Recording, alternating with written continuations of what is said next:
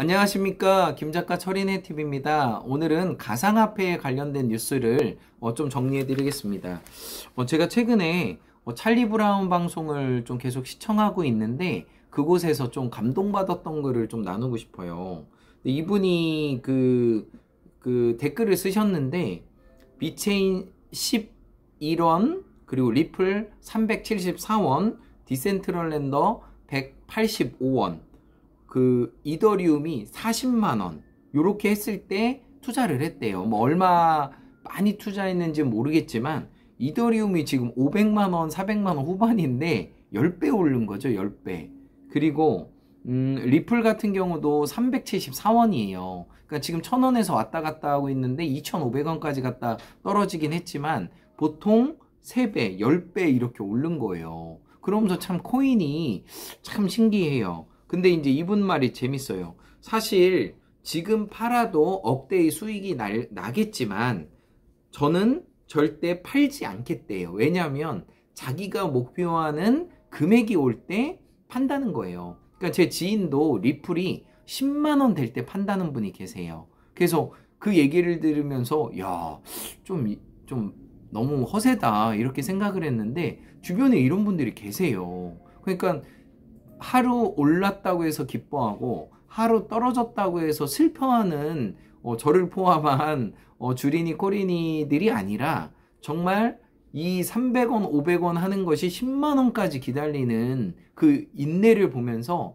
야, 진짜 부자의 그릇은 다르구나, 저도 더 넓혀가야 되겠구나 그 생각을 했고, 이분의 그 닉네임이 너무 재밌어요. 뭐냐면 손절하면 급등한다, 이게 닉네임이에요. 그러니까 절대 팔지 않겠다는 거예요. 좋은 종목을 사가지고 야금야금 사놓고 내가 목표한 리플이 10만원 될 때까지 안 팔겠다는 거예요. 그러니까 10년 뒤 20년 뒤에 이분이 뭐 100억 모으는 거는 어렵지 않다고 봐요. 참 대박입니다. 그리고 지금 이제 업비트와 그 빗썸 코인원 코빗 연합에서 그 블록체인 실효성에 대한 논쟁이 있었어요. 이게 뭐냐면 트래블룰 솔루션에 대한 논쟁이에요. 그러니까 내년부터 트래블 룰에 대해서 이제 본격화 이제 되는데, 이게 뭐냐면은 트래블 룰이 내가 누군가에게 코인을 전송하거나 그 거래소를 보냈을 때 예전에는 그 지갑 주소만 나왔어요. 근데 지금은 김경철이라는 이름이 나오고 나의 신상이 코드와 같이 날아가는 거예요. 그러니까 이 코인은 익명성이 가장 중요한 건데 이제 자금 세탁을 못하게끔 그렇게 한다는 거예요. 그래서 어쨌든 저는 뭐 긍정적이라고 생각은 하고요. 코인의 본래의 그런 특징과 그리고 이 자금 세탁을 안 하게끔 하는 그 절충안이 나온다면은 앞으로 코인 시장이나 이 블록체인 시장은 더 발전할 거라고 생각을 합니다. 그래서 이런 토론이나 얘기들은 저는 매우 긍정적이라고 생각합니다.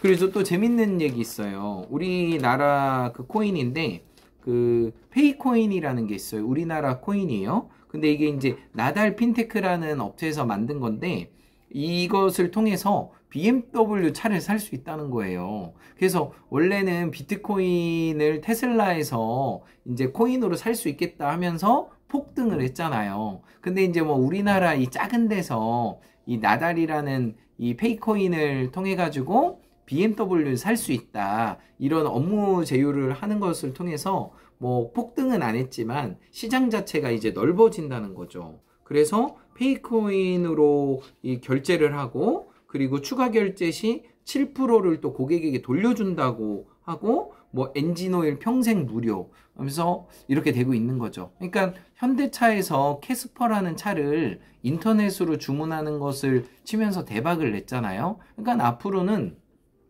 코인으로 지금 이 페이코인으로 BMW를 사는 걸 시작으로 해서 다른 어마어마한 그런 많은 부분들이 생활 가운데 들어갈 거라고 생각해요. 그래서 정말 이 비트코인의 시장이 저는 어둡지 않다고 생각합니다. 그래서 일희일비하지 않고 떨어지고 올라가는 거에 대해서 마음을 비우고 이렇게 공부하고 또 기다리면 좋은 결과가 나올 거라고 생각합니다.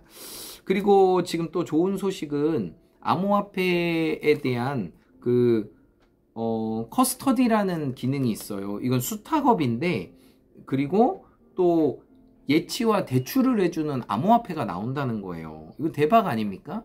그러니까 코인이 이제 2023년부터 세금을 물리는데, 암호화폐를 통해서 델리오라는 업체가 비트코인을 1개를 맡기면 뭐 그거를 담보로 해서 대출을 해주는 거예요. 그러니까 이건 상당히 획기적인 거고, 외국에선 지금 이렇게 하고 있어요. 그래서 우리나라도 국민은행, 우리은행 이런 그 은행들이 이런 스테이킹이라던가 커스터드라던가 수탁업, 그리고 예치와 대출 이런 부분들을 조금씩 시도하고 있어요. 그러니까 시중은행도 이런 걸 하지 않으면은 미래에 대한 압박을 받는 거죠. 그래서 지금 그 카카오뱅크나 토스라는 강력한 그 비대면 은행들이 성장하는 걸 보면서 정말 이런 그 비트코인이라던가 가상화폐를 선점하려고 하는 어떤 은행의 의지가 보여요. 그래서 국민은행과 그리고 우리은행 상당히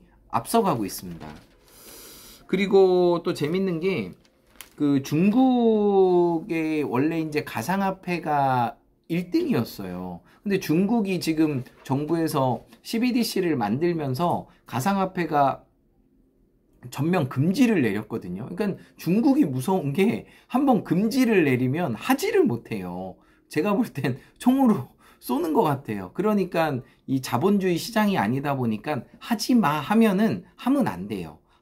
하지 마 했는데 했다가는 쥐도 새도 모르게 잡혀가는 거예요. 그래서 알리바바 그 대표도 정부를 향해서 막 쓴소리 했다가 뭐 3개월, 2개월 동안에 안 보였잖아요. 그러니까 그런 것들이 참 무서워요. 그래서 어찌됐든 중국이 코인 시장에서 선두였다가 지금 미국으로 다 뺏기고 있어요. 근데 이런 돈 되는 장사를 중국이 계속 하지 않을까? 이런 생각을 할 때 머지않아 중국이 돌아온다는 말들이 되게 많아요. 근데 어찌됐든 그 세계 5위 거래소인 후오비라는 거래소가 중국 현지인들의 그 가상화폐 그 가입을 이제 금지시켰어요. 그래서 이제 겉으로 볼 때는 다 부정적인 뉴스긴 하지만 많은 분들이 중국 분들이 다시 코인으로 들어오는 순간이 멀지 않았다. 그러니까 참 재밌는 게 겉으로 보이는 건 금지인데 속으로는 또 다른 것을 하고 있다는 거예요. 그러니까 참 중국 분들이 참 무서워요. 네네. 그래서 그렇습니다. 그리고 가상화폐 관련된 소식인데 그 두나무 업비트죠. 업비트의 체제 그 실제적인 그 돈줄을 대는 사람이 두나무예요.